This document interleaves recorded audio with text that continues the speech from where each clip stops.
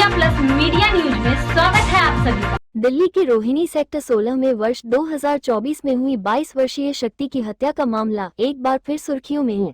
पीड़ित परिवार का आरोप है कि इस जघन्य हत्याकांड में शामिल कई आरोपियों को अदालत से जमानत मिल चुकी है, जबकि कुछ आरोपी अब भी फरार हैं। परिवार का कहना है कि उन्हें लगातार धमकियां मिल रही हैं और वे आज भी भय के माहौल में जीवन बिताने को मजबूर हैं। न्याय की मांग को लेकर शक्ति की मां लगातार संघर्ष कर रही हैं। साल 2024 में रोहिणी सेक्टर 16 में हुई 22 वर्षीय शक्ति की निर्मम हत्या ने पूरे इलाके को झकझोर कर रख दिया था। आरोप है कि 7 से 9 युवकों ने मिलकर शक्ति पर चाकुओं से ताबड़तोड़ हमला किया, जिससे उसकी मौके पर ही मौत हो गई। इस वारदात ने कानून व्यवस्था और सुरक्षा व्यवस्था पर कई सवाल खड़े कर दिए थे। परिजनों का दावा है कि इस पूरी घटना की सीसीटीवी फुटेज पुलिस के पास मौजूद थी, जिसमें आरोपी कथित रूप से शक्ति पर हमला करते दिखाई दे रहे हैं। इसके बावजूद परिवार का आरोप है कि आरोपियों की गिरफ्तारी में करीब 2 महीने का समय लगा। पुलिस ने 7 आरोपियों को गिरफ्तार किया, लेकिन परिवार का कहना है कि 2 आरोपी आज भी पुलिस की पकड़ से बाहर हैं। पीड़ित परिवार की चिंता उस समय और बढ़ गई जब गिरफ्तार 7 आरोपियों को अदालत से जमानत मिल गई। शक्ति की मां सवाल उठा रही हैं कि यदि हत्या जैसे गंभीर अपराध के कथित आरोपी सीसीटीवी फुटेज में दिखाई दे रहे हैं, तो फिर उन्हें जमानत कैसे मिल गई। उनका कहना है कि उन्हें न्यायिक प्रक्रिया पर भरोसा है, लेकिन वे चाहते हैं कि सभी आरोपी कानून के दायरे में आएं और दोषियों को सख्त सजा मिले। परिवार का आरोप है कि बेटे की हत्या के बाद भी उनका संघर्ष खत्म नहीं हुआ। उनका कहना है कि उन्हें लगातार धमकियां दी जा रही हैं और जान का खतरा बना हुआ है। सुरक्षा के मद्देनजर पुलिस ने परिवार को 2 PSO उपलब्ध कराए हैं, लेकिन इसके बावजूद परिवार खुद को पूरी तरह सुरक्षित महसूस नहीं कर रहा। शक्ति की मां का कहना है कि उनका संघर्ष किसी व्यक्तिगत बदले का नहीं, बल्कि न्याय का है। उनका कहना है कि जब तक फरार आरोपियों की गिरफ्तारी नहीं होती और सभी दोषियों को कानून के अनुसार सजा नहीं मिलती, तब तक उनकी लड़ाई जारी रहेगी। अब सबसे बड़ा सवाल यही है, क्या फरार आरोपी जल्द गिरफ्तार होंगे?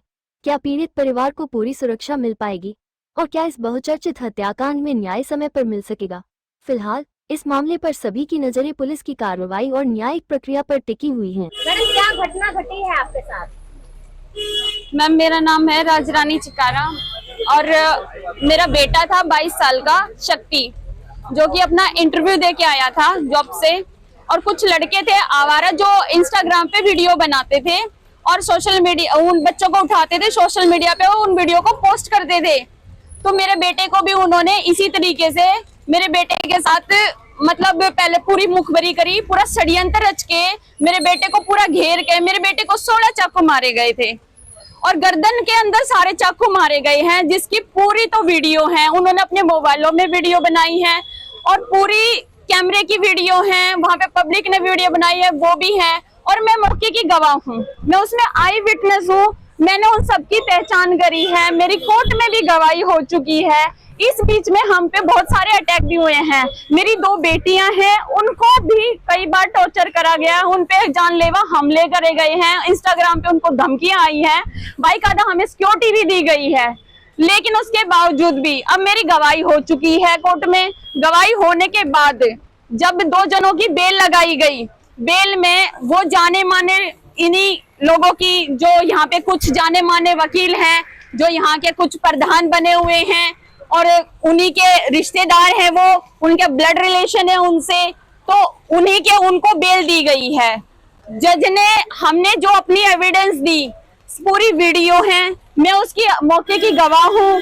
पूरी वीडियो, उनके मोबाइल की वीडियो, उनके कपड़ों पे सारे ब्लड है, उनके लोकेशन वहीं की है, वीडियो में क्लियर उनका फेस दिख रहा है। सब कुछ दिखते हुए भी कोर्ट ने, जज साहब ने हमारी कोई भी बात को नहीं सुना, हर चीज को अनदेखा करके और उनको बेल दे दी गई।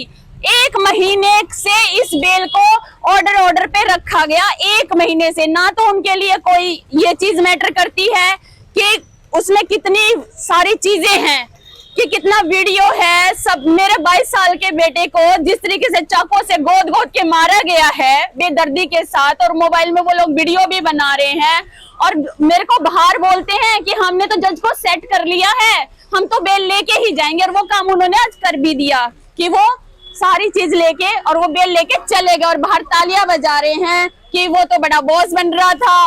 उनके वकील बोल रहे हैं कि वो तो बड़ा बॉस बन रहा था, उसको उसको तो घसीट घसीट के मारना चाहिए था। ये लैंग्वेज मैं सुन रही हूँ जज साहब के सामने।